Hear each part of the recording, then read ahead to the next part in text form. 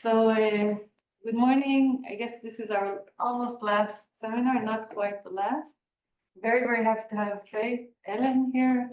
She's done a lot of work on distributed computing and complexity, and today we'll hear about proofs and why they fail. Okay, thank you very much. All right, so I want to talk about a whole body of work. First started, there was a paper, Why Extension-Based Proofs Fail, in Stock 2019. There were some follow-up papers at PODC, and there's a SciComm paper that appeared a couple of years ago, but there's still things that we're submitting. And so by the end of it, maybe I'll give you an idea of how this project is developed. And I have lots of co-authors, anyhow. All right, so consensus is one of the most widely studied problems in the theory of distributed computing. In the consensus problem, each process is an input, and processes want to agree on one of these values, even if some of the processes run slowly or can crash. So more formally, each process PI has a private input value xi, which we'll assume is some natural number,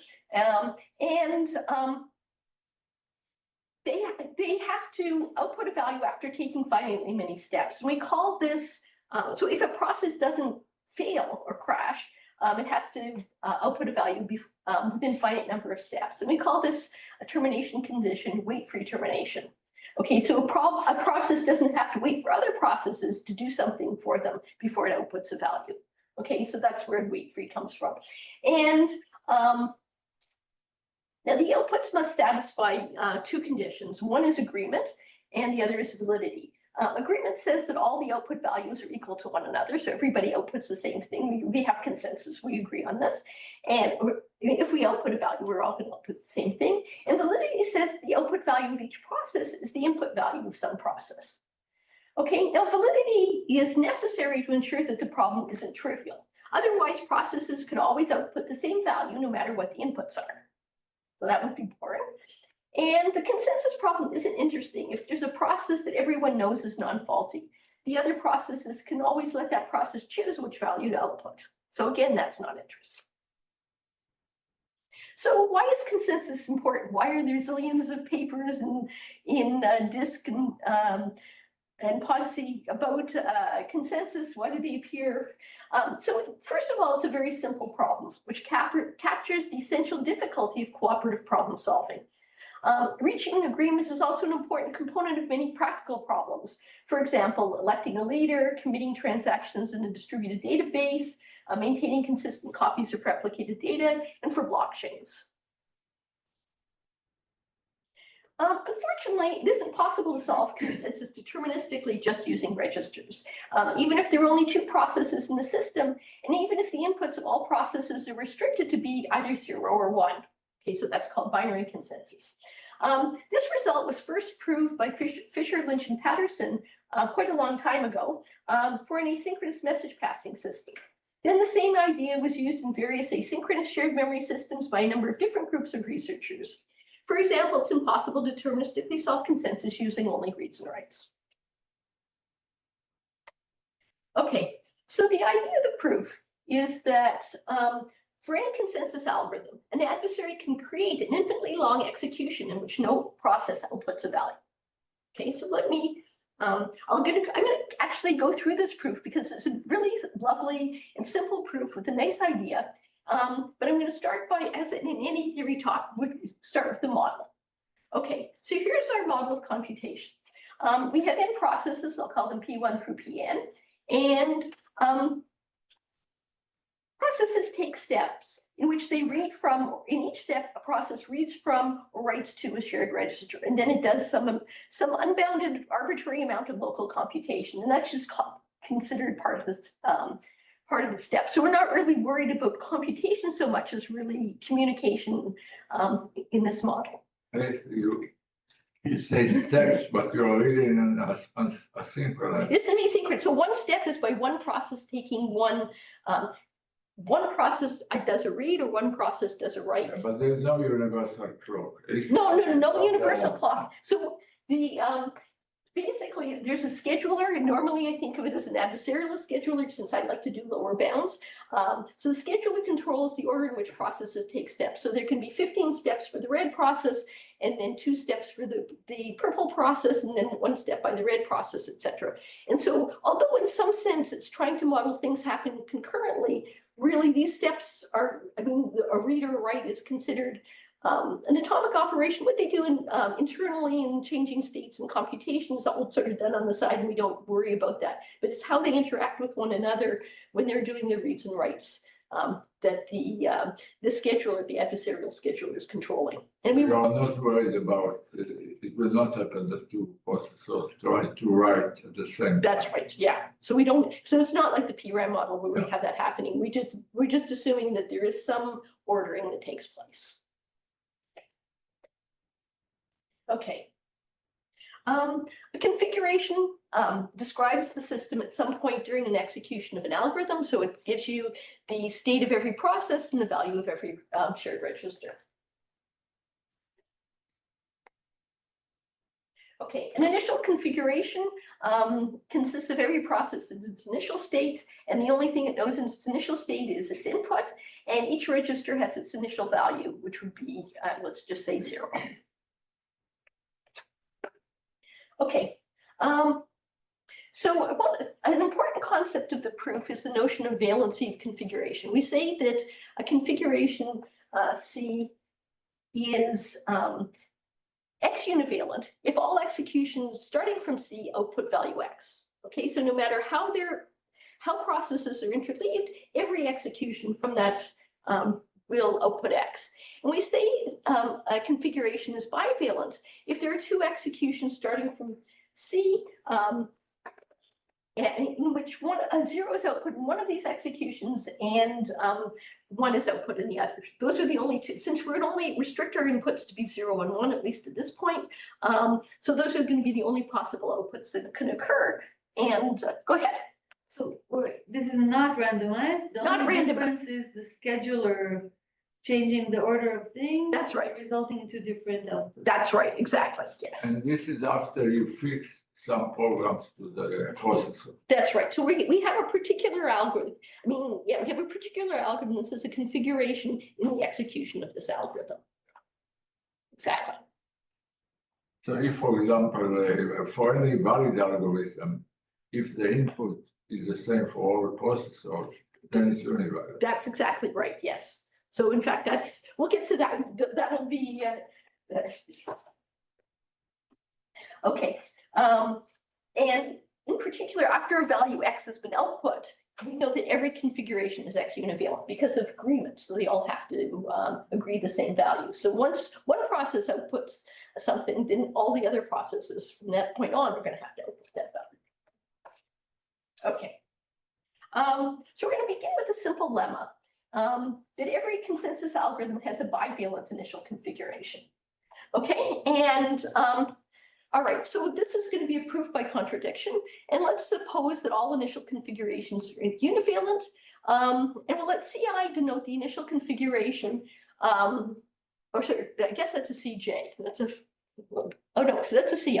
Okay, Ci has initial configuration where the processes with j greater than I have input value 0, and the ones with j less than or equal to I have input 1. So for example, if we just had 2 processes, then C0 would be both of them having 0, C2 would both of them be having 1, and configuration C, initial configuration C1 would be one process, process P0 having input 1 and P1 having input 0. Okay. Okay, by the validity requirement of consensus, all executions from C0 output 0, and all executions from C2 output 1. Okay, so because those are the only possibilities, because the only inputs are 0, so they all have to decide 0. All the inputs are 1 from C2, so they have to decide. Okay, so we're going to be left, at least in this example, when we have 2 processes showing that C1 is bivalent. Okay, now All right, so we made the assumption that all initial configurations are univalent. So let's say without lots of generality, let's suppose that C1 is 0 univalent. Okay. Now let's consider the execution alpha starting from C2, in which process P2 crashes before taking any steps. Now, to process P1, configuration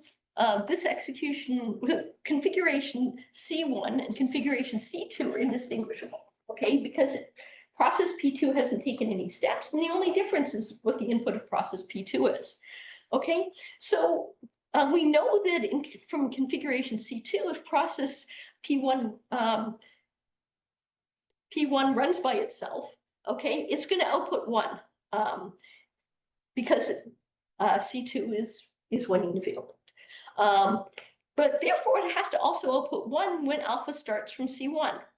Okay, and that contradicts the fact that C1 is 0 univalent. Okay, so this is just a simple basic indistinguishability argument. Process P1 can't tell C1 from C2, so it has to do the same thing if it's running by itself. Okay, and from C2 it has to output 1, so from C1 it has to output 1, but that's contrary to what we assumed. So it must be the case that C1 is in fact bivalent. Okay, so our the second major lemma that we need to do to prove the impossibility of consensus is that from every bivalent configuration, there's a step that leads to a bivalent configuration. Okay. Okay. So let's suppose there's a bivalent configuration C such that all steps lead to univalent configurations. Again, we'll do contradiction. And without loss of generality, suppose the next step by process step S1 that's performed by process P1 leads to a 0 univalent configuration, and the next step S2 performed by process P2 leads to 1 univalent configuration. Okay, it's bivalent, so there's only two. We only have 2 processes. One has to lead to, if they go all the way, they'll have to lead to, I mean, 1 step by each has to lead to a univalent configuration. So without lots of generality, we're in that. Okay. Now what we're going to do is consider 3 different cases. And it depends on what the steps S1 and S2 are.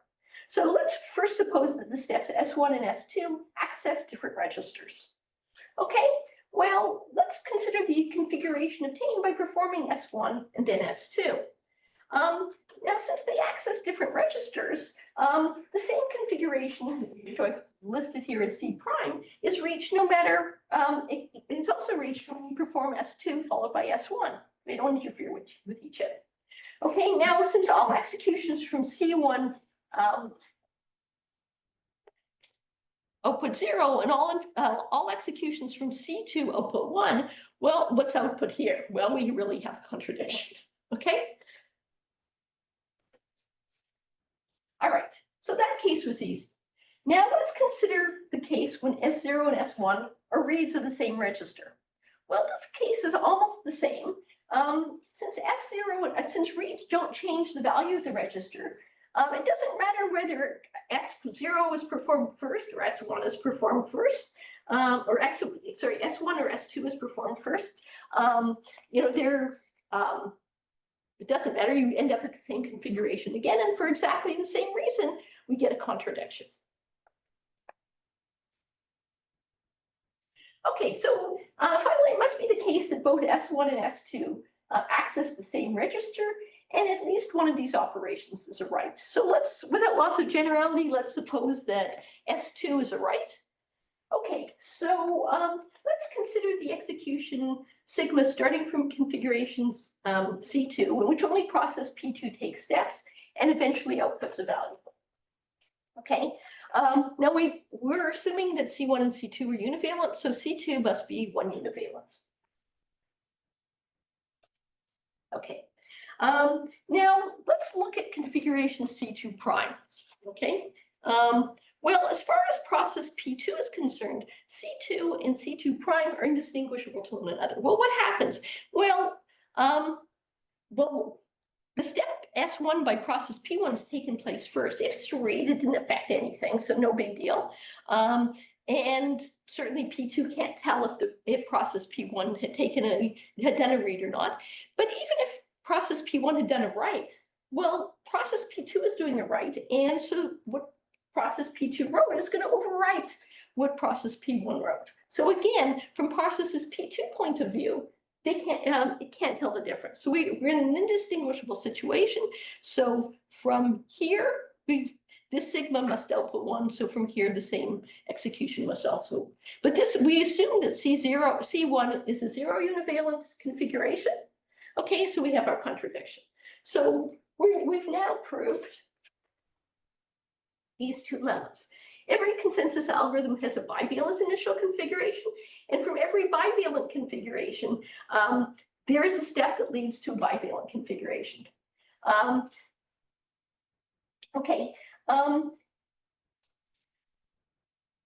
And so this implies that there's an infinite execution starting from an initial configuration consisting of only bivalent configurations.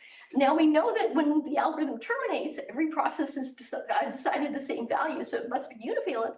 So in particular, we have this infinite execution, so this violates wait-free termination. Okay, now this particular argument I gave you, which is lovely and I taught in every beginning class, is called a valency argument. Okay, and it's important you know about that because this proof technique was going to come. This is really what the rest of the talk is about. Okay, so we're going to understand when you can apply this kind of an argument and when you can't. And it's a beautiful technique, and when you can apply it, it leads to very simple and elegant algorithms. Are you going to talk about topology at all? A little bit, just a little bit. But mostly I've done away with it. Okay, so I want, instead of talking, okay, so for consensus, it's easy to show it's impossible in our model. So I want to talk about another problem, which is a slight relaxation or generalization, or however you want to talk about it. This is a k-set agreement problem. So it's here we're assuming that instead of having input values from 0 or 1, they have each process is an input value from 0 to k. And the agreement validity and wait-free termination are exactly the same. The output value of each process is the input value of some process, and each non-faulty process outputs a value after taking a finite number of steps. But the agreement property is relaxed and says that instead of all agreeing on one value, we can agree on at most k different values. So for example, if you go to a fancy restaurant where the chef says, well, no matter how many people you have at the table, at most 2 different main courses can be ordered. So you all have to agree on at least one of 2 main courses. Okay. Real world application that people like to quote is there are 2 runways in some airport, and all the airplanes coming have to be assigned. Yes. One of the 2, and actually I think such systems were used for some. Yeah. There's also things about radio frequencies and things like that. I usually use the restaurant one as an example, but yeah, there are more practical applications as well. We can apply it this evening. Pardon? We can try to apply it this evening. And Okay. Okay. The 2 persons. Okay, yeah. But when k is equal to 1, this is exactly the consensus algorithms or binary consensus where our inputs are restricted to 0, 1. Okay, so this is just a generalization. Okay. Now, it turns out that k-set agreement is also impossible in asynchronous systems with more than k processes that communicate using registers. I mean, with only if you only had k processes, they can all just decide their own input, and that's no problem. But if we have more than k processes, there is something really to be done. But the problem is the first proofs of this result came about 10 years after the valency argument was introduced, and all use some form of arguments from combinatorial topology. Okay, the journal papers about this research shared the Grinnell Prize in 2004. And an actual question that arose was whether this result has a simpler proof. In particular, can this result, the impossibility of k-set agreement for k greater than or equal to 2, be proved using a valency argument? Mistakes were also found. Pardon? Mistakes were also found. Yeah. And, the sucks, the wallpaper remains, I think, Yes. the only fully proved. Yeah. Yeah.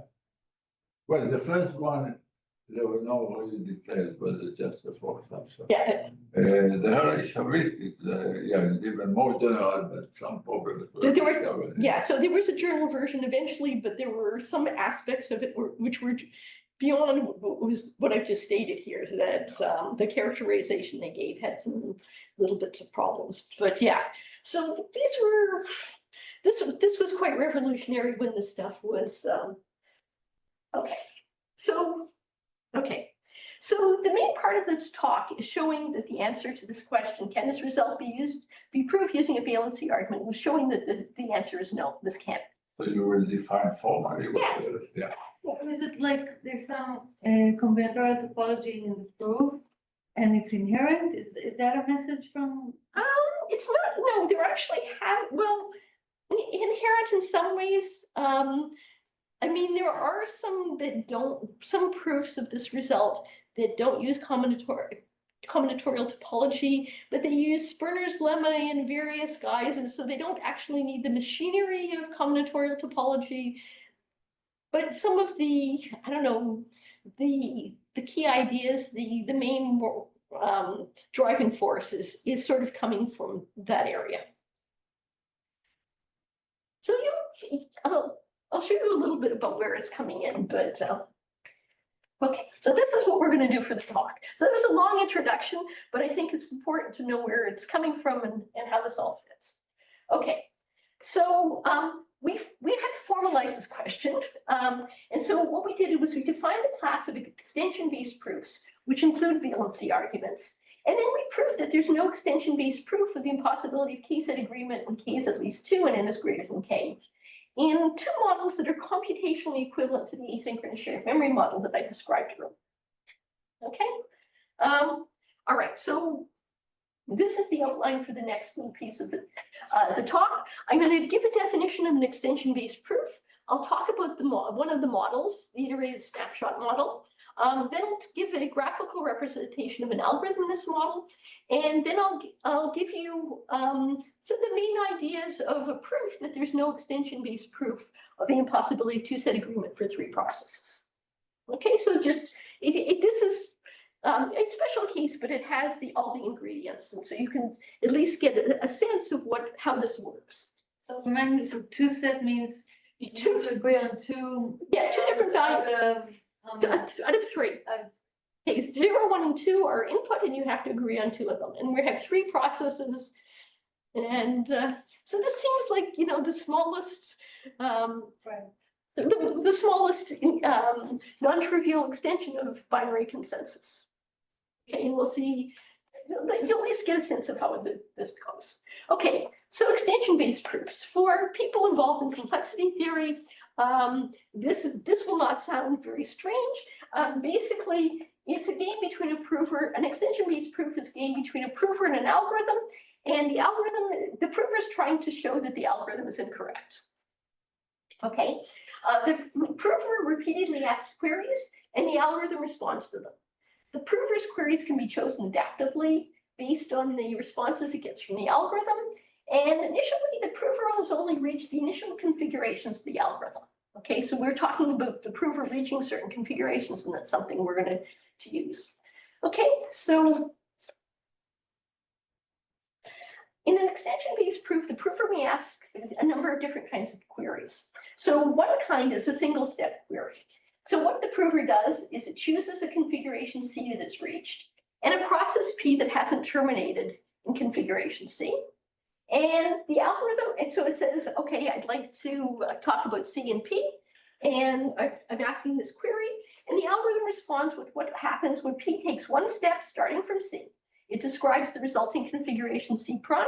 In particular, it gives the new value of the object that P accessed, I mean, if it's a read, nothing changed. If it's a write, it says, well, this is the value that was written. And it tells you what P's new state was and whether P halts. And if P halts, what value P outputs. Okay, so that's what the algorithm has to respond. Okay, now the prover can win by showing that the algorithm is incorrect. One way the prover wins is if the algorithm responds with a configuration in which the outputs violate the specifications of the problem. For example, okay, so if we're looking at two-set agreement problem, the prover wins if more than two different values were output in configuration C, or it's in configuration C prime, because that would violate the agreement property. Okay, so as in this first execution here, if we're so these are the inputs, and from, let's say this is initial configuration, eventually we get here to this configuration C prime, and if we get this situation, we know that the algorithm is incorrect. The prover has proved that. Similarly, if we start with from initial configuration, we can get to some configuration C double prime, and all of these processes output a value that, or even one process has output a value that wasn't an input, then we've violated validity. So again, we know that this is incorrect. Okay, so provers, okay. Sorry, could you say again, the actions in one step could be either reads, writes, or outputs? Those are. Well, no, a read or a write. Oh, Okay, and then you do local computation, and part of your local computation, a process can decide whether it's going to output a value and terminate, or continue on and take another step in the future. Sure. So in the game, do they report this decision to you, or? So, all right. So if we go back to, depends on who you is. Okay. Prover. Okay. So this is a whole algorithm. Okay, Yes. and it had, I mean, each process has its own algorithm that's following, and the prover is going to ask a query, and then, I mean, if it's asking a single step query, we look from this particular configuration, you consult the algorithm, you see what this process would do from this configuration. Is it going to read or is it going to write? And you see what happens, and according to the code of the algorithm, and then the algorithm is supposed to get back its In response. particular, telling it if it stops the null. Yeah, and if after, let's say this process P reads its configuration C, it reads, let's say, some register R, and it sees it has this value in it, it may say, okay, I know everything's good, I'm going to output the value 0.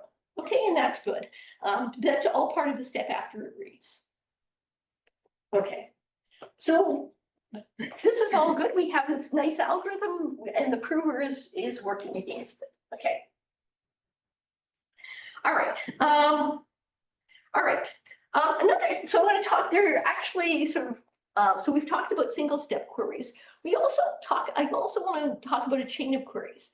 So it's a finite or infinite sequence of single step queries. So C0, P0, C1, P1, where we're basically continuing one after the other. So Ci plus 1 is the configuration you get from that results when Pi takes one step from Ci. So we go from C0, C0, P0, that takes one step and we end up in C1. And then from C1, P1, we get to C2. So it's a chain. We're just following one execution. So this is not sequentially what happens in the process between the prover and the algorithm. But this is here's It's some subset. Yeah, so this is one possible thing that the prover can ask. So the prover can start here and get this, it finds out C1, and then it can ask this one, and it can just keep on going. Now, in this case, it can actually go forever. So if the prover constructs an infinite chain of queries, it's going to win because it's demonstrated the algorithm is not weight-free. Okay, so it's just sort of saying, I think this is, I think I know where it's going to be bad, and I'm going to follow this as a prover. Okay. It's just one possibility. Yeah, it's one possibility. So it's following one possible execution in the proof. Okay, so then there's one other type of query which is called an output query. Okay, and so here what the prover does is it specifies a configuration that's reached. It specifies a set of processes Q, and it specifies a possible output value, some output. something in the domain that's being considered. So if we're looking at K-set agreement, it'd be one of the values 0 through K. And so it gives this query to the algorithm, and the algorithm must either respond with a finite sequence of steps by processes in Q, such that starting from C, one of them outputs the value Y. So it has to actually demonstrate this, give a witness to that this is the case, or I can just say, no, it doesn't exist. Okay, so that's what the algorithm has to respond. Okay, so this is more powerful, and you can actually simulate a valency argument without this, but we wanted to include this because it's going to make our result that it's not possible to use extension-based proofs more interesting. Okay, so if we have more queries, the prover is more powerful, and if the prover is more powerful and still can't prove it, we're better off. The algorithm will supply actually the changes produced. Yes. Why? That's what's required. Yeah. So we're trying, in some sense, we're trying to get a constructive way of actually demonstrating why this algorithm is faulty. So for example, if you, one way for the prover to prove that the algorithm doesn't work is to start at some C and some player which outputs Y, and then start at some C and another player which outputs a different Y prime, and that Well, so or not K, yeah, K plus 1. Right? yes, exactly. Yeah. So, but okay, so there's lots of ways. If the algorithm is incorrect, there may be lots of ways it's incorrect, or maybe it's very hidden in it. It looks almost like a correct algorithm, and it might be hard for the prover to actually find. Okay. All right. So now, so those are the kinds of queries, and now let me give you more of the rest of the outline of what an extension-based proof is. So after making finitely many output queries and chains of queries without winning, so I mean, if then the prover must choose a configuration C at first reach during this phase, and then start the next phase. And the second phase is the same, except the prover can only ask about queries, ask queries about configurations that are reachable for this configuration C. So this is what happened in a valency argument. I started from I looked at all these initial configurations, and I chose one, and then from that one I chose another one, and I chose another one. So this notion of phases is sort of the idea in a valency argument of sort of committing to a configuration and then only looking from there. That's the main limitation of the proofs like that. Yeah, that's It has to forget the past. Yeah, well, it's not forgetting it. Yeah, it has to forget the past except for where. Yeah. I mean, it can Now, remember. it's like in a branching program. You get to a state, you don't know which path. Yeah. So here, we don't have to worry about multiple things ending up at the same place. But anyhow, well, yeah, I guess we'll see. Okay, all right. Now this is going to keep on happening until the prover cannot start a new phase because all of the processes output valued and terminated in the configuration chose. In this case, the prover loses because it hasn't shown that the algorithm is correct. So if we keep on having phases, and then at this point, it's taken a bad turn. The prover is, committed to this configuration and this configuration, etc. And from here on, the algorithm says, all of these things have terminated. They're all right. They all satisfy validity and agreement. Everything's terminated. You as a prover haven't given me a witness to the fact that I'm correct. Yeah, Miss, can you say again what a phase is? Okay, so let me back. Yeah. Okay, so in a phase, so in one phase, we start at the initially. Okay, the prover has reached all the initial configurations, and then it asks single step queries, chains of queries, output queries. It ends up reaching various different configurations over here in the algorithm, over here in the algorithm, etc. And it can do this for any finite amount of time at once. And it can't go, if it does this forever, we don't stop, then it can just search everything. Okay, and then it's boring. Okay, so to search the entire algorithm in an infinite amount of time, well, if it's incorrect, I guess eventually you'd find something if you did breadth first search through the entire all possible computations. But so we have to say after some finite amount of time, the prover actually has to say, all right, I'm going to commit to this configuration. And from this point on, like in a valency argument, I'm going to only look at executions that start from this configuration. Okay, so it'll pick, here's an initial configuration, and here's the first step is by this process. And so now I'm going to say, well, from this point on, I'm only going to look at executions that start this way. Are the inputs part of the configuration? Yes, so that the input, because the inputs are part of the initial state of each process. Okay, in some, I'm not, we actually don't have to commit to the inputs of all the processes. We can only the processes that have actually taken steps. The rest of them, we can say, oh, okay, we'll commit to a partial configuration. If none of these processes have taken steps, I'll still allow that to be changed. But okay, so it's sort of doing the minimum amount just to say, okay, we've gone from here to here. No, but I mean, you said that the prover at the beginning knows the initial configuration. Yeah, well, Not the initial, he didn't ask any. no. So there's lots of initial configurations. So it knows the set of initial configurations. Set Yes. of possible initial. Yes, the set of all possible initial configurations. And also here, when it chooses a configuration, it chooses a set. Wait, One for every possible input that is allowed. well, so I mean, I sort of phrased it in a simpler manner here, but formally what happens is it chooses a configuration, a set of configurations such that it picks one configuration and all other configurations that are exactly the same as it, except for the fact that the inputs of processes that haven't taken steps. Because there's no information about those. Okay. All right. All right. So yeah, so if the all processes have terminated and the configuration shows at the end of some state is correct, a phase is correct, then the prover loses.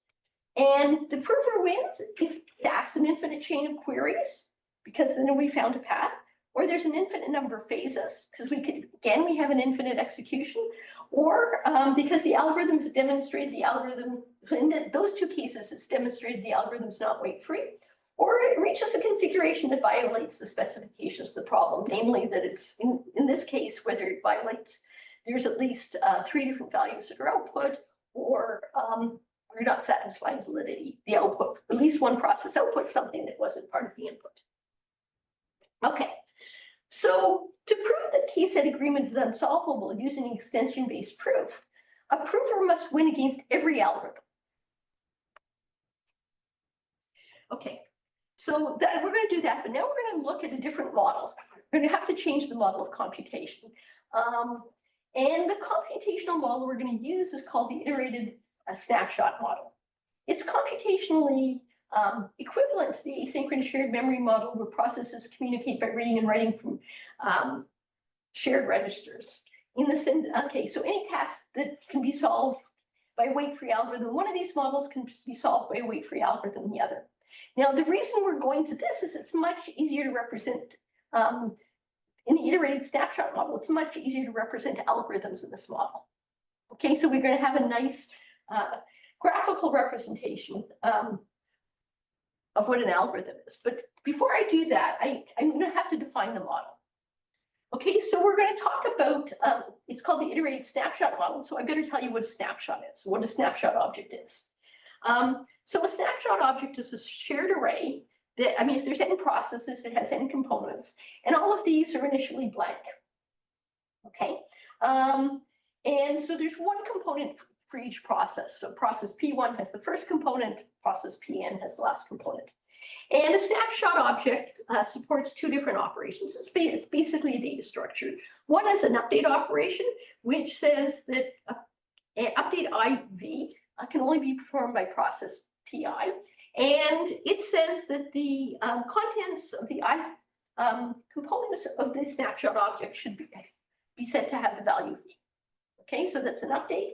And then there's a scan operation, which can be performed by all the processes, and it returns the sequence of all n values in the snapshot object. So it's like taking a snapshot.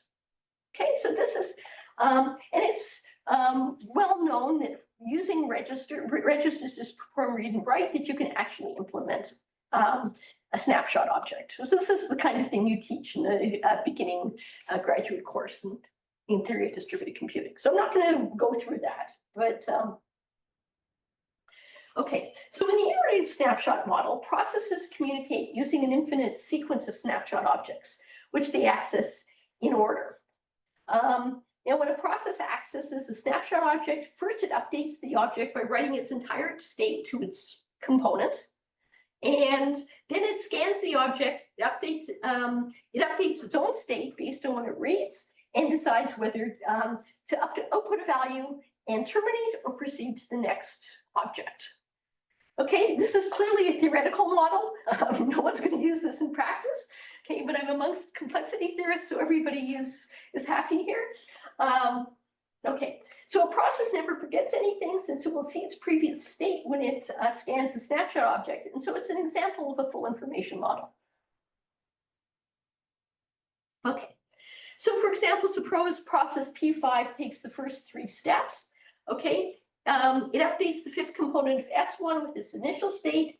It then scans S1 and sees blanks in the remaining components, and then it updates the 5th component of S2, the 2nd snapshot object, with the result of the scan. Okay, so that's what we have here. So those were the first 3 steps. It updates here with its initial input value, does the scan there, and then it does an update here. Okay. If P1 takes the next step, it updates the 1st component of S1 with its initial state with X1. And if P4 takes the next 3 steps, it updates the 4th component of S1 with its initial state. It scans S1, seeing its initial state and the initial states of P1 and P5, and then it updates the 4th component of S2 with all that information. So this is, it's just going through here, like branching programs, but this is even, we're not even forgetting anything. It's all here. Okay. Actually, now the last part confused me. I mean, first we talked about P5, it was doing something. Yes. And then P1 was doing something to the older. Yeah, so each process has to go through the sequence of snapshot objects in order. So first, whenever a process P has the first time it's allocated the step, it has to do an update to S1.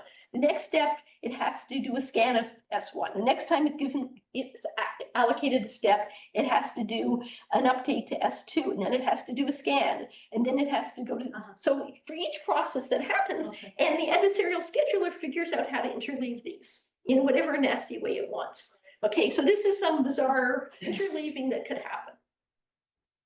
But, okay.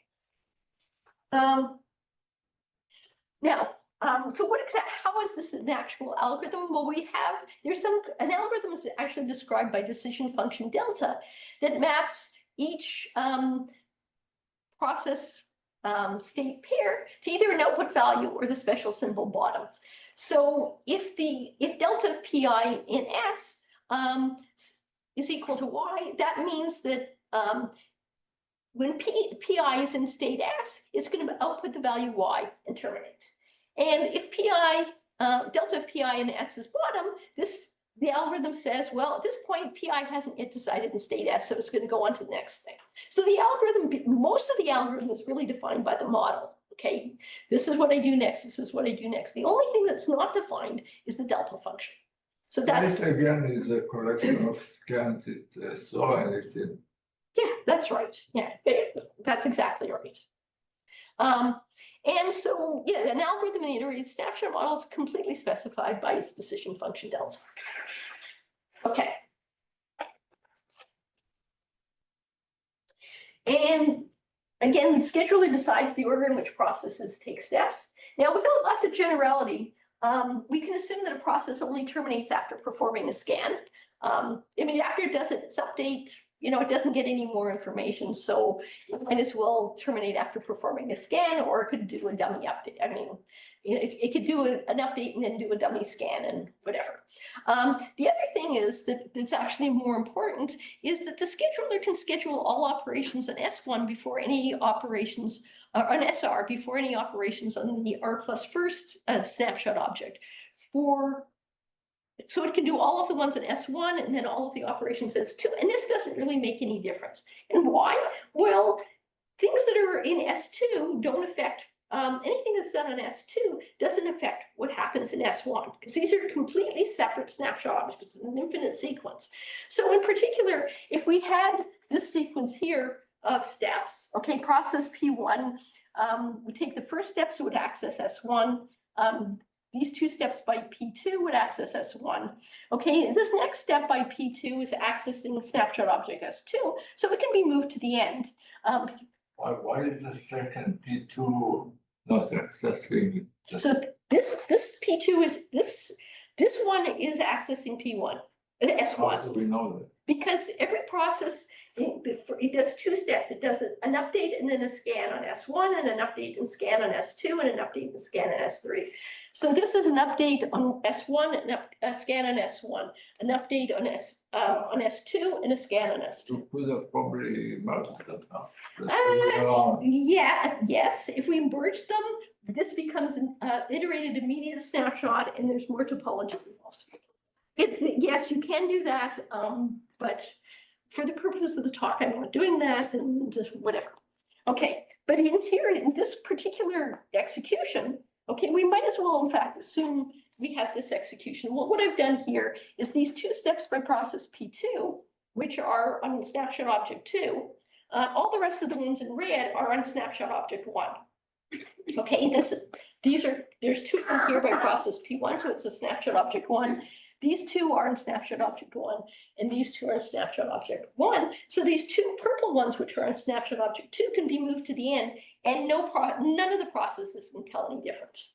Okay, so we're going to assume that the scheduler, although it's adversarial, will obey this. It'll schedule all the processes to access snapshot object 1 until they, and then access snapshot object 2, etc. If a process crashes, it just won't schedule it.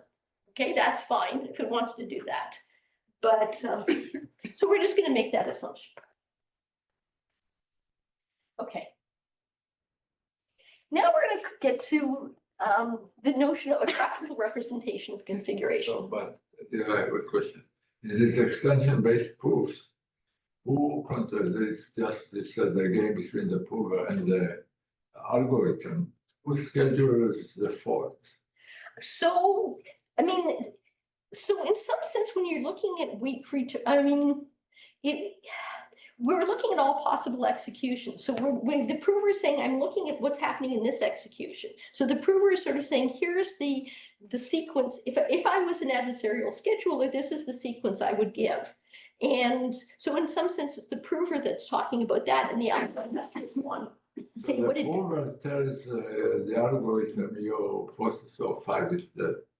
It could do that. Yeah, it was not specified. Well, what it would do would just not allocate, it would not ask any questions about that. Okay, that's like, stopping to Yes. Okay, very good. Yeah, so it just, if it doesn't say it takes another step, then it's, okay. Now in order to actually do the proof, we need some, well, originally this involved a fair bit of combinatorial topology, but we're going to talk about cliques instead.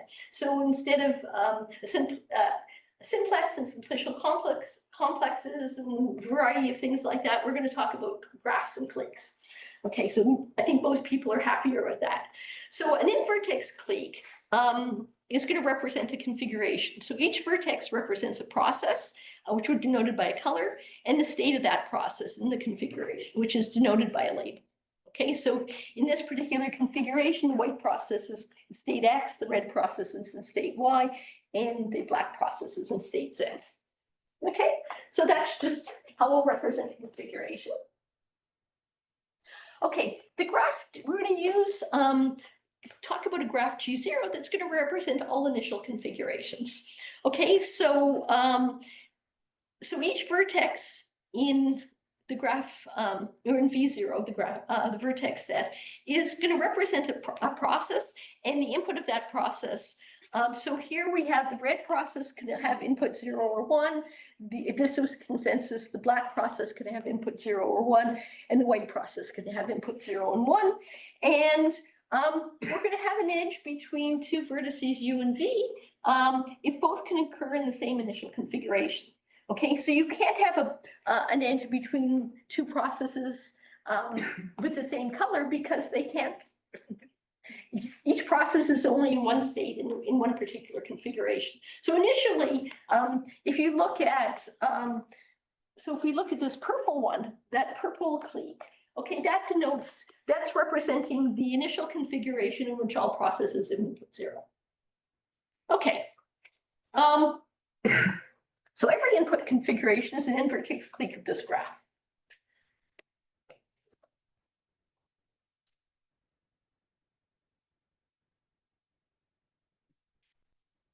Okay, and we're going to also look at actually a family of these graphs. Okay, and we started with G0. We're going to look at GR to be the graph that represents the set of all reachable configurations of the algorithm in which every process has performed update and scan on the first R snapshot objects or is terminated before doing so. So G1 would be, well, let's look at what happens when each process has taken its update and scan on the first snapshot object, okay? And then we'll look at G2 after they've each done 2. So it's not reachable. I don't know what reachable means. Reachable means like in the future, but you mean No. currently, So currently possible. yeah, so that's what, It's yeah. not reachable, Well, currently feasible. Yeah, so what I mean, so it's a reachable configuration of the algorithm, which means from an initial configuration, you can get there. No, but the previous graph was G0. Well, yeah, so- there's nothing about reachability. These are all possibilities. Yeah, that's right. We're looking at all the possibilities. Yeah, That's so right. reachable is a bit Yeah, complicated, sorry. given the dynamics there. Yeah, it's used in distributed computing in this particular way, but I'm sorry. Anyhow, it's we're just looking at what possibilities can happen after everybody takes one step, etc. Okay. All right, so another important thing that we need to talk about. So when we say configuration, possible configuration, what are we thinking? Inside the snapshot object, the PI is looking at what possible values this part can have. Yeah, so we're looking at, so in G1, a configuration is, okay, let's look at what happens when process P1, P2, and P3 have all taken have each done a scan, an update and a scan to S1. Okay, and they're different depending on how they're scheduled. Process P1 may only see its own update or may see the updates of all of them, depending on how these steps of the 3 processes, there's 6 steps, okay? There's 3 processes, 2 steps each, and they're interleaved in some way. Okay, but if I even peek at this picture, like a red vertex only looks at the part of the configuration of the red process. So this is what it knows. And what we're going to talk about is, okay, so what we want to look at here. So let me describe this because I think it'll help. Okay, so we're going to look at some configuration that's in GR. So some clique in GR. And we want to see, okay, what are all the configurations that you can get to by scheduling each process? So here, all of these processes have this process, the red, the white, and the black have all been scheduled 2 R times. Okay, they have accessed the first R snapshot objects, and now we're going to see what happens if we schedule each of the 2 processes twice. Okay, so one possibility is if we have all of these processes, if this process just goes ahead, okay, and takes 2 steps by itself, then it only sees itself, and that's what it gets. Similarly for these ones. And what happens if all of the processes first do their updates and then they all do their scans? What will be in this configuration here is they're all CXYZ. Okay, and I think I have some additional figures here. So if we look at the purple clique here, yeah, that was the one I just mentioned. And here, if we have this purple clique, this corresponds to the situation where process the red process does its update and scan first, and then the white and black both do their updates, and then they both do the scans and see everybody. I think I have one more. Okay, and so here in this particular one, okay, so what would happen here is that process Y and Z would first do their updates, and then the red and black processes would do their updates first, okay? And then the red process does its scan and it sees the Y and Z. And then the white process does its update, and then the black and the white do their scans and they see that. So this corresponds to that configuration. So then going from here, which is just one configuration, we see that there's a lot, every triangle here represents one possible situation where each of these three processes, the white, the red, and the black, take 2 steps. So there's lots. Okay. It looks very much like the proof that of the impossibility using a topological argument. That's And you are using it to prove that this model cannot. yes, that's The right. picture is the same. Yeah, I know. I'm using cliques. If I was going to go to combinatorial topology, this would be a chromatic subdivision of, and you don't, yeah. But anyhow, this is the idea that the graph would have a few less triangles in here, but in any case, okay. All right, so so that was a subdivision of the clique when none of the processes terminate. Now let's look at let's look at the situation. Let's see where this white process has terminated in this state. It terminated with the value 0. So what does it mean for each process to take an additional step? Well, this one won't do any, but the red and black processes can each take steps. So what we do when we do the subdivision is, okay, so this is where the red process does its first 2 steps, okay, by itself. This one does the first 2 steps by itself, and here they're interleaved, okay, in some way. And so these correspond to, this is one configuration, a second configuration, and a third configuration that's possible. Okay, from here. All right, so this is graphically how we're going to represent it, and it's a good way of thinking of what happens in an algorithm as we're progressing along. Okay, so the subdivision, okay, so if we start with GR and we have the delta defined on if delta is defined on all nodes of GR, so we know whether a process is terminated, if not, what it outputs, then we can get the subdivision by replacing every clique that represents a configuration by its subdivision. Okay, and that's what this is, and that's exactly the graph GR plus 1. So GR plus 1 is what happens after the possibilities after R plus 1 steps of this particular algorithm. So whatever delta defines. Okay, so we have this infinite sequence of graphs with lots of cliques in them and representing the whole thing. Okay, so I'm going to now describe the mean. So this is all the setup. And now I hopefully can describe how the proof works. I know this is taking, I'm going slowly, and hopefully this is okay. Okay, so I'm going to describe the main ideas of the proof of this special case, that there's no extension-based proof of the impossibility of 2-set agreement among 3 processes in the iterated snapshot model. Can I ask you? Sure. You said something about subdivision. Is it clear that when you take another step, what you get is a subdivision of the previous? It has to be proved and all of that. Yeah. Take it. Yeah. Those kinds of mechanical things don't belong in a talk, but yes, it is true, but yes, you have to prove that. Okay, so to prove that 2-set agreement is unsolvable using extension-based proof, a proofer must win against every algorithm. Okay, so that's what we'd like to have our proofer do, but it can't. We want to show that there's no extension-based proof. Then what we have to do is, for every proofer, we're going to adaptively construct a decision function delta based on what the prover does, and show that the prover loses against this partially specified adversarial algorithm. So you haven't heard about adversarial algorithms before, but we're flipping things on its head. And so this is really what we're doing. We're, in response to a particular prover, we're going to show that here's an algorithm that that prover will not win against. Okay, and this adversarial algorithm isn't actually going to be a real algorithm because it can't exist, okay, because we're trying to show proof that, you know, here, two-side agreement amongst three processes is not possible, so there's no such deterministic algorithm. Okay, but we can partially specify so that the prover can't win in an extension-based proof. So that's, and now I have to. What is not specified in this partially specified? So we're gonna, I mean, it means we're defining delta. Okay, the decision function delta.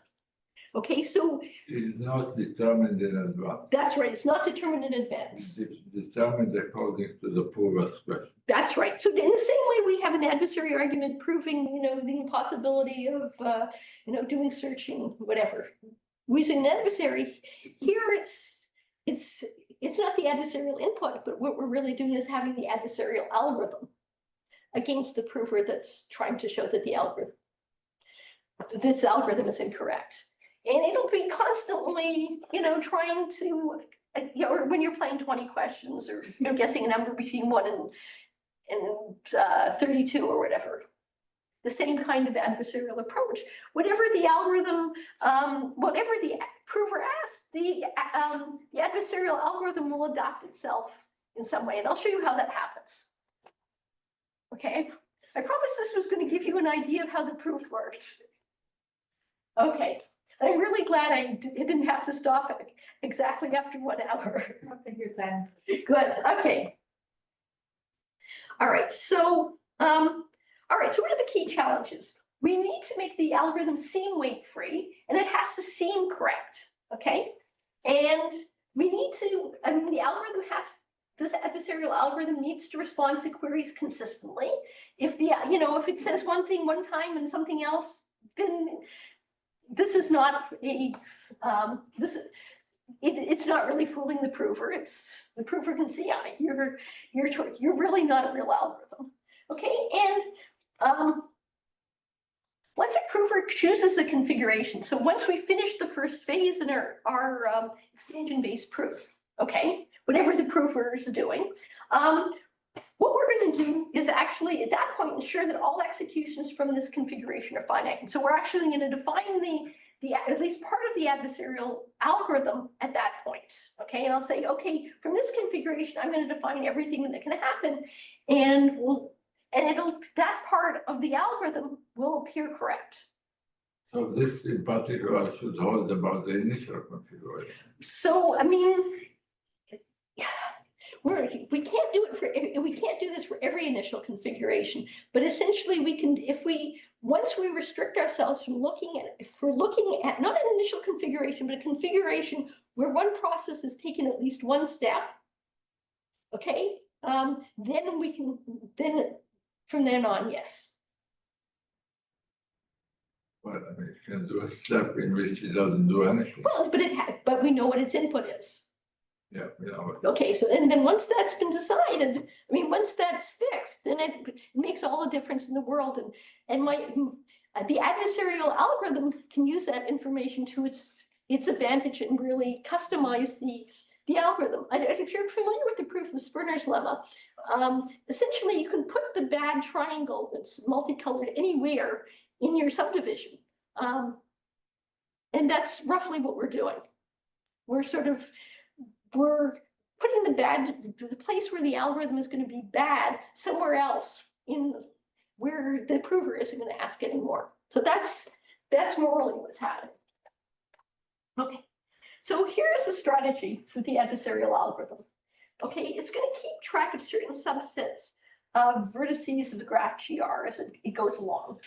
Okay, and so there's going to be basically 3 sets. As we're going to start, R is going to be increasing as we go through as the prover is going through. We're going to we'll look at first at graphs G0, then graph G1, etc. And we're going to maintain these 3 sets. Okay, we're going to keep for each input value A. we're gonna keep track of the vertices in GR that have terminated with output A. And we're gonna call this set T sub R of A. So this is in the graph GR, and the T is for terminated, and this is with the value A, okay? So in particular here, this might be our algorithm, and if these all these rest of them would be, if we may not have defined all of them, but these ones are all, these have been defined to be one, and this is defined to be one, so this is my set. In this particular, if this is graph G or part of GR, this would be TR1. Okay, so these are where the outputs are.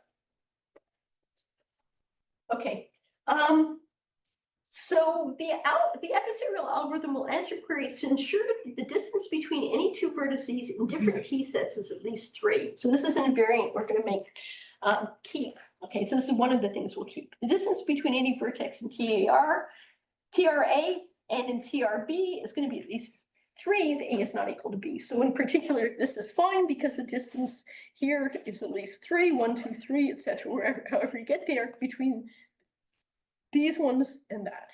Okay, and we're going to inductively mean the adversarial algorithm is going to ensure, as it's constructing things, it's going to ensure that that property holds. Okay. Okay. Now this also, so far what we have from this invariant, we know that every configuration outputs at most one value. Okay, because some places aren't outputting anything. Okay, so we haven't done, but at least when we look at things output so far, if we have any configuration, so maybe in here we have one value output, and here this configuration maybe we have two ones, but there's only one different value. So far we're not using everything the adversarial algorithm can produce configurations where there's 2 different values output, but right now while I'm constructing this, I'm going to be more conservative as it's adversarial algorithm, and I'm going to make sure in every configuration there's only one output. That's what value that appears. Okay, and the other thing, because these are distance 3 apart, every path between a vertex and TRA and TRB, if they're A and B are different, is going to contain an edge between unterminated vertices. So if you look here, okay, there's an edge here, there's an edge here. I mean, in here, there's lots of different edges, but this is actually something that's very important.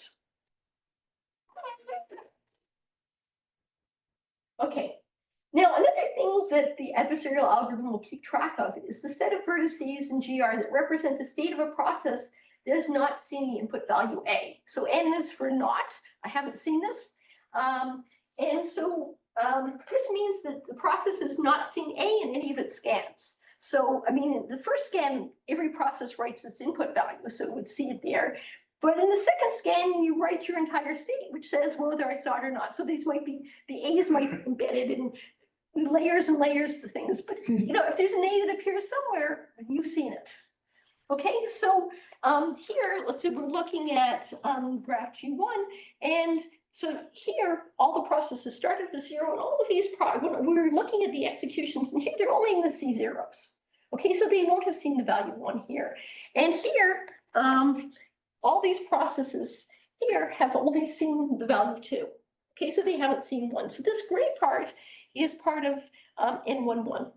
Okay, but there's lots of other things. Okay, there can be, you know, in this configuration here, well, this process will have seen 1, but those ones won't. So we're just keeping track of the set of vertices that represent these processes that don't know about value 1. Okay, so we're going to have to maintain that.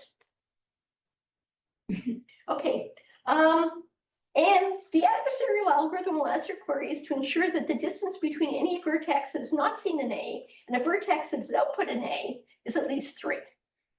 Okay, so basically, we don't want, if I'm going to output the value A, I want to make sure that I'm not too close to anything that hasn't seen an A. Okay.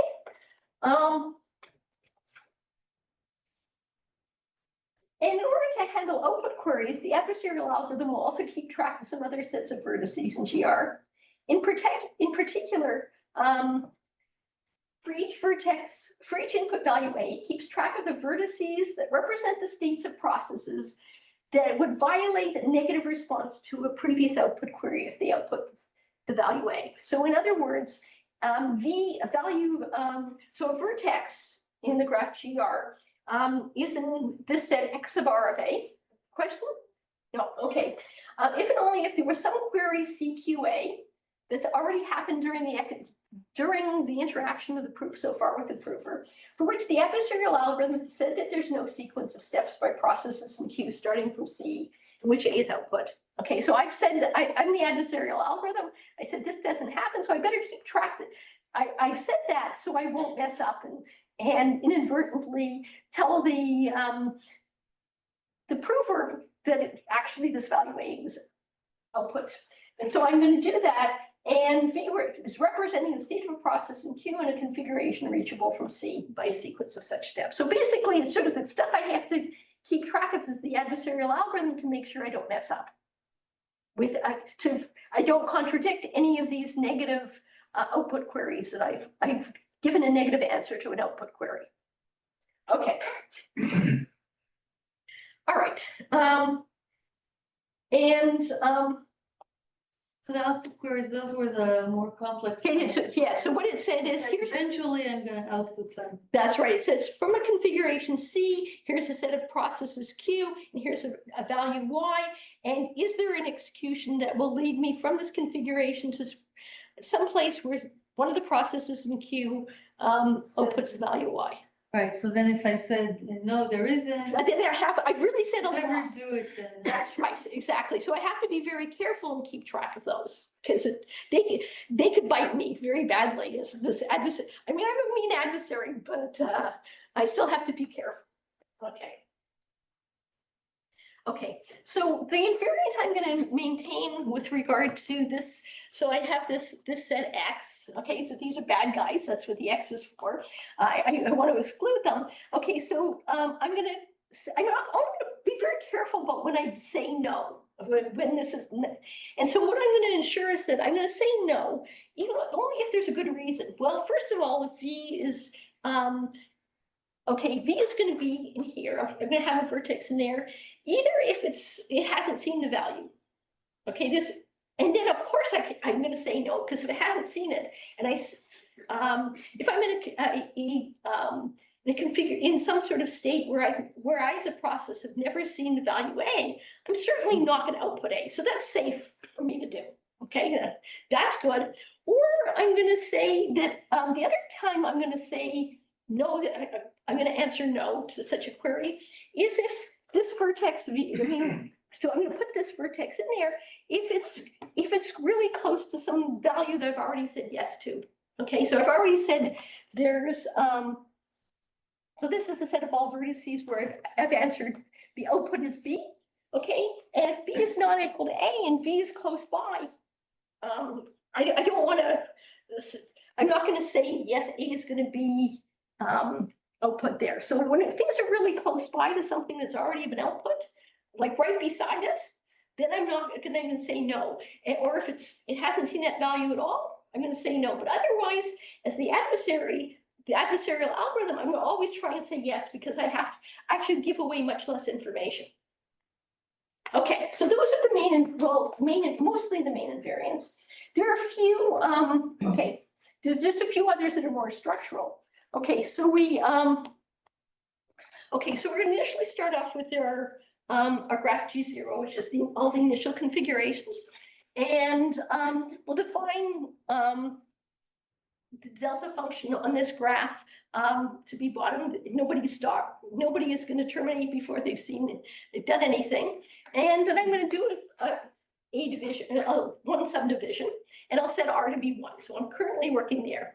And the invariance I'm going to maintain, first of all, the delta V is defined for all V and VH where H is less than R. So everything, when I've closed that off, I've defined delta. The algorithm is defined on all executions that involve in most less than R steps for every process. for every process that's in VR, I'm not gonna, the one I'm currently working on, I'm not gonna say it's undefined. I'll set the undefineds later, but while I'm working in this level, I'm never gonna say, okay, you have to continue on. Okay, so I'm just gonna leave this here for the time being. Those, to say that you're gonna go on, I'll do that, but things are gonna be undefined. Okay, they're just blanks, or just delta's not defined in some places, but I'm never gonna define to be bottom until I leave this level and go to the next one. And GH is not constructed for each greater than R. So I'm gonna just work on level R, and then at some point I'm gonna say, okay, now I've gotta go to level R. So these are the three additional invariants besides the things I need for T and N and X. Okay. All right, so these, here are three graphs an adversarial algorithm has defined at some point during the interaction between it and a prover. Delta is defined on all vertices of G0 and G1. Okay, so here, this was, yeah, we did that here. Here, maybe I've just defined that to be 0 and everything else is undefined. And now in G2, which is where I'm working on, well, the 0 is still there. So when this got subdivided, it got subdivided in that weird way. But maybe as I've been going on, I defined a 2 up there and a 1 and another 0. Okay, so I've done a little bit more, but the rest of it is, there's no bottoms yet, okay? So here I'm in RS2 and we have all of these being defined and this is not bottom there, okay? All right, so during phase 1, all right, the goal of the adversarial algorithm is to answer queries in a consistent way so that any outputs satisfy agreement and validity, and there are no infinite chains of queries. So it has to look, what we need to do is talk about how is it going to respond to each query, okay? So, all right, so let's look at when we're asked a step query. Okay, so the prover says process PI is taking a step from configuration C. So how should I, as an adversarial algorithm, answer that in order to keep all my invariants? All right, so it's poised to perform an update. The adversary to SH, okay? And the adversarial algorithm is going to say, well, the ith component of SH is going to change from minus to PI state in C. And now PI is poised to perform a scan of SH. Really nothing much has happened. We knew this was going to happen because that's defined. Okay, so we're already in this configuration C. We know what the state of every process is. Okay, both me and the prover know that. And so it's doing its update and it does what it does. Fine. Okay, so now it's now PI is poised to perform a scan, okay, and we're doing a step query. Okay, well, so there are a variety of different things. First of all, it might be that delta V, okay, so V is the vertex in V sub R that corresponds to the state of PI after it performs its scan. So if it's, so in VH, now,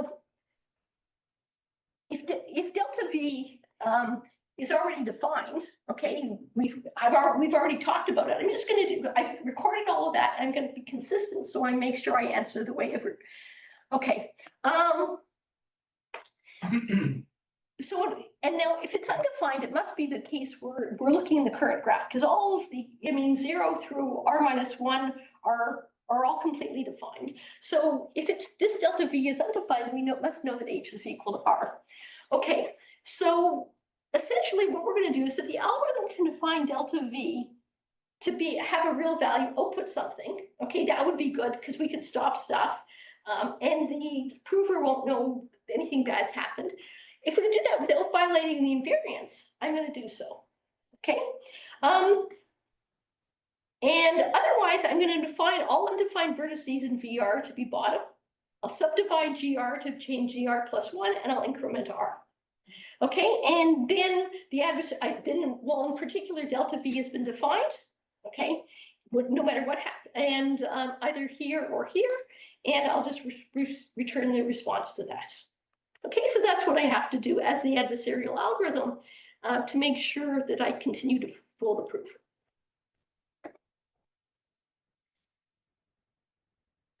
So for example, suppose the prover asks about the black vertex on the left, this one here. Okay, then it hasn't been defined yet, but it's right beside another vertex that's already had 0. And so it can find delta on this vertex to be 0. Notice it's also far away from any other for 2s and things like that. So this is good. I'll just define that to be 0, and that's great. Okay.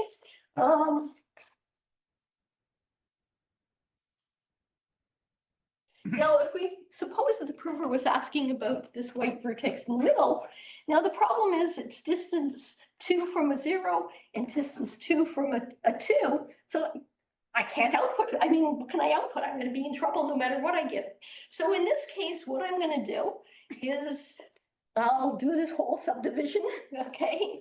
And I throw major hammers at this, okay? So we have all of that stuff, and now I can say, okay, well, this is undefined. Good. Okay. Okay, now one of the good things is if I can say this is undefined here, but now if I'm going to do if the prover asks me about this one again, yeah, the distance grew, and so in fact now as the algorithm I could define a value because it's far away from anything else. So yeah, that's exactly what's happening. Okay, that's what this lemma says. It basically, we have an actual formal lemma that says when you subdivide, the distances grow. Okay, essentially, so we have some non-empty subsets of the graph GR, and we look at that corresponds to what we get here when we subdivide.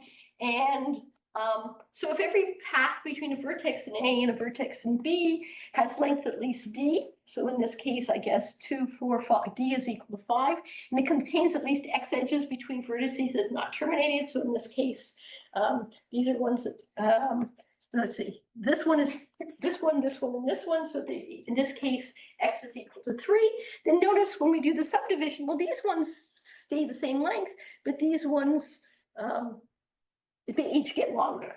So they each increase. Each of these ones, that one here now turns into a 2, and this one, well, turns into whatever. So things increase in length.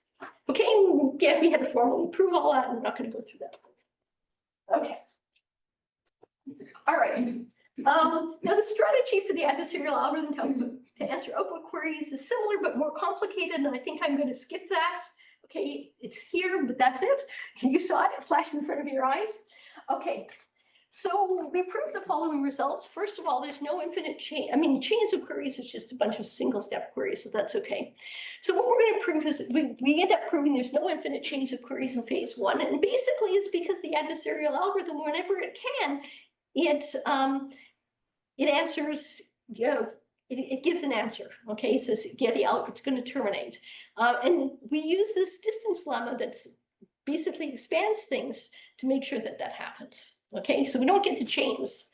The invariance about T, about terminated vertices, ensure that most one value is output in any configuration represented by a clique in GR. So we never violate agreement. In fact, we're even better than that. We're almost like we're not violating agreement for consensus. Okay, and the invariance about TRA and NRA ensure that validity is never violated. Okay, so I'm at this adversarial algorithm and I look pretty good so far to the prover.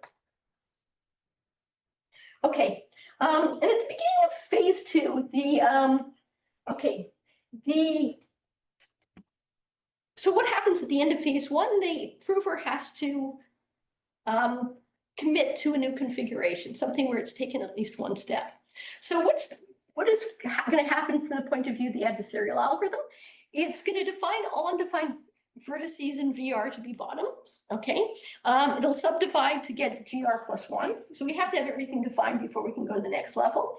And it chooses the input value A of the first process that took a step leading to the configuration C the prover committed to. Okay, so that's the only thing I really need to know. I know that you're restricting yourself to this configuration, and there was the process that took a first step, let's say had the input value 0.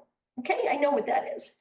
So now what I'm going to do is I'm going to define delta V for each V in R plus 1 VR plus 1 that's reachable from C. Okay, so just the next thing, if B is adjacent to a vertex that's not bottom, okay, so if I'm a vertex and it's undefined, but it's next to a vertex that's already defined, I'll give it the same value. Okay, and so I'll set D of V to be equal to D of U. And so we do that all around, so just there's like these little bubbles around all of these T sets. And then what I do is everywhere else, I fill it in with A's. Okay, so now I've defined an algorithm, this adversarial algorithm. It's completely defined in everything that's reachable from this configuration C. Okay, but there's a whole part of the algorithm that hasn't been defined. Okay, namely, other things that I haven't examined from other initial configurations. Okay, but here, all is good. Okay, and now whenever this is all going to be consistent. Okay, so we're going to satisfy agreement and validity. Okay, no matter what the prover decides to ask about. Yeah, so for example, what happens here, so let's say this is what the first step corresponds to this. So we see that the first process is taken 1. So this is sort of a set of configurations around here inside this area that the prover can still ask about once we've committed to here. And then what we do, so we subdivide, okay? And so these 0s and 2s are still there. And what we do is anything so this is a 0, it's adjacent to that. So we only have to fill in the things inside for the blue boundary and inside. So things on this boundary that we can move the 2 in here, and we can move the 2s in there. Okay, and then the rest of it, we're going to just fill in with 1. In this case, we'll fill in with 1s. Okay, and then this is completely defined.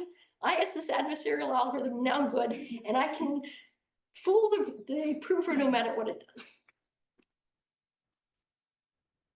So in phases 2 and greater, the prover can only query starting from configurations that we can reach from this configuration C. I've defined delta for all the vertices in such configurations.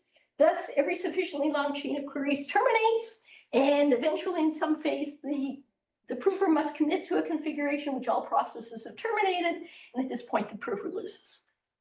Okay, so this is what we did. We proved that we gave it a definition of an extension-based proof, and we proved that there's no extension-based proof of the impossibility of a weight-free algorithm to solve k-set agreement among n greater than k processes where k is at least 2 in the iterated snapshot model, which is I told you about. And then there's another paper where it talks about the iterated immediate snapshot object, which is it's dealing with more combinatorial topology things.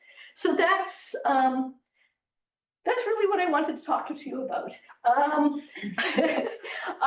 think I have a bunch of other slides that talk about sort of continuations of other things that I've done related to in this model, other kinds of results that I have. But I think you've all been really good, and unless people really want me to, I can end here and answer questions or.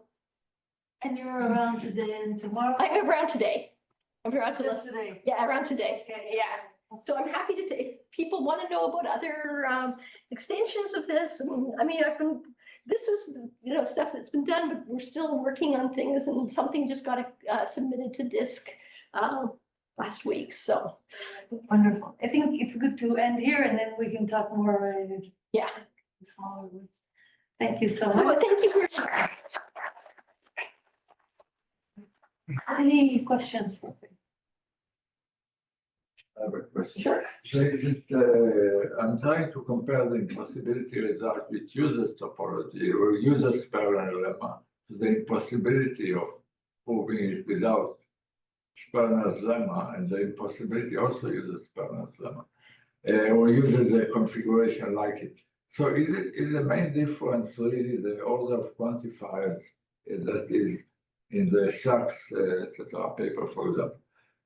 Uses Sperner's lemma, it assumes that the algorithm works in finite time, and so the triangulation is already given, it's fixed in That's size right. and cannot grow. Right. Whereas you, because you're in this restricted model,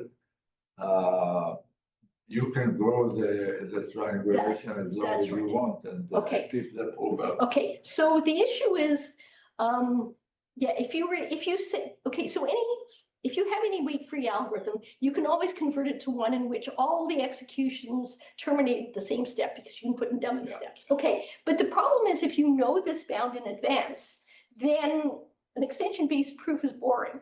Okay, basically you say, all right, I know that the length of the longest execution is 57. I'm going to ask about all executions of length 57, and basically do exhaustive search. And that's and there are, I mean, after we published this, there were some groups of people who said, well, we always only, in topology, we only look at this, fixed number of things. The subdivisions you get are uniform, ours are non-uniform. It's more like the Hurley and Shafid approach where they allowed or there was a paper by Shafid and one of his students that talked about this non-uniform subdivision, which is what we're using. But you can't, okay, so it is a really fundamental question when you deal with that, but the notion of extension-based proofs, I don't think is being captured by that.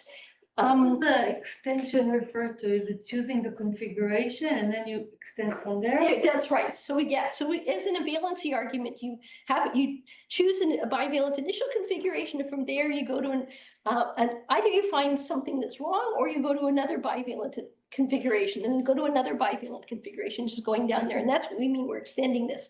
So in some sense, it's a very constructive procedure where we're really constructing the bad in a very constructive way, coming up with the bad execution. Either it's is it like this extension based? It's like you're conditioning on a configuration, and from then on you filled everything up with A's or whatever. Yeah, that's how our proof goes. Okay, but I mean, in general, any algorithm might not work that way.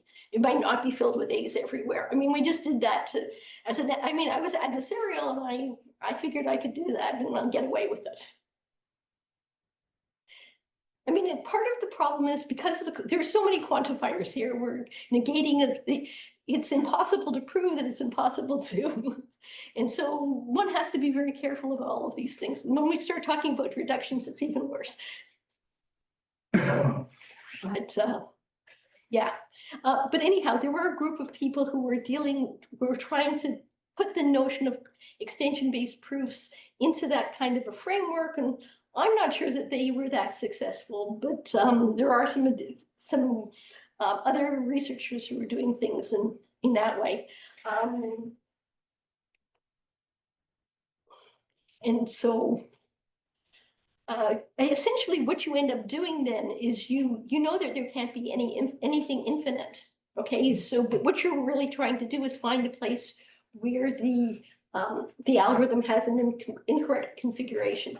And as in Spriner's lemma, you can sort of move things around so that the bad triangle where you have all three, let's say in this situation where you have 0, 1, and 2 as being output, all three of them. So this multicolored triangle can move all the way around. And essentially, Spriner's lemma is a very non-constructive kind of thing. It says there exists something. And I think the extension-based proof really is very constructive. I think that's the main philosophical difference between them. Oh, one more question. Can you say, like, in a zoom out a little bit, like, what is in this area, what do people want to understand, or what are like the? So I mean, I like doing lower bound proofs, and I particularly like doing them in theory of distributed computing. And what we want to understand is what techniques can you use for proving various kinds of things. And I mean, the combinatorial topology stuff is a really giant hammer, okay?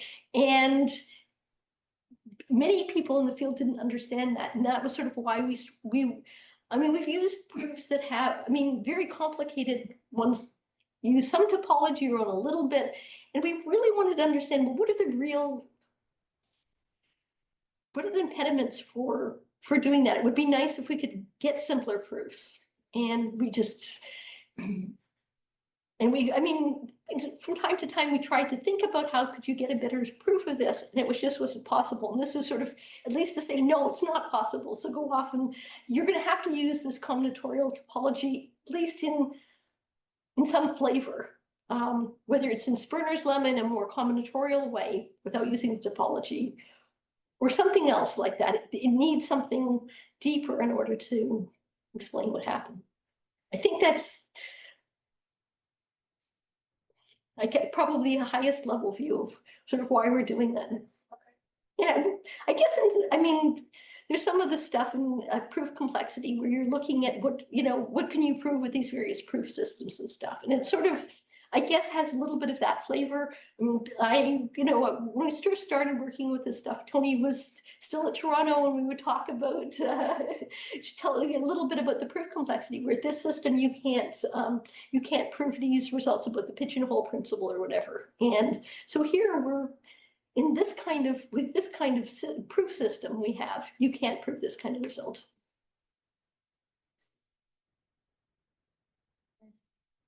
All right, thanks. Thanks. Okay, thank you.